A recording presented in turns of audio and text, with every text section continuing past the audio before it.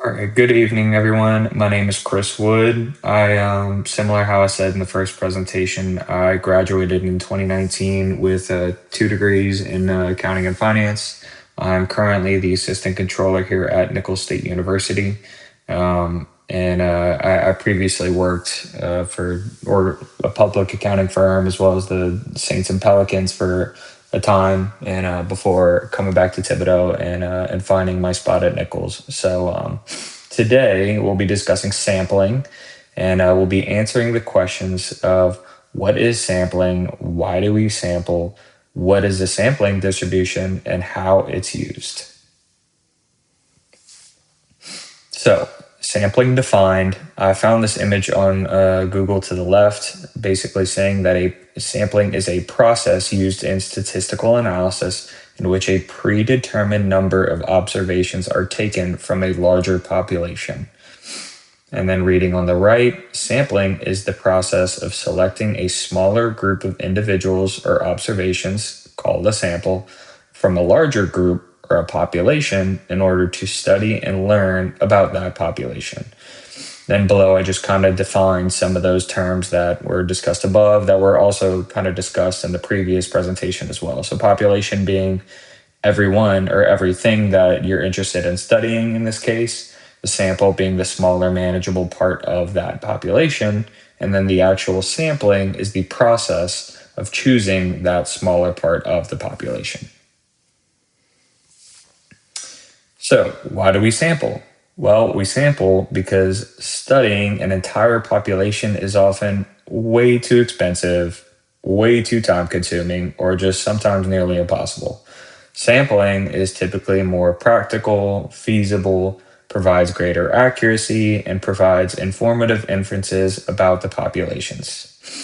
Upon further research, there's truly many reasons why sampling is a good idea when researching. I like the example of trying to take the entire student population of Nicholls State University and how it's extremely unlikely to get every single student to answer a question. So taking a sample of the student side of the student's population rather than obviously the entire population is probably much easier.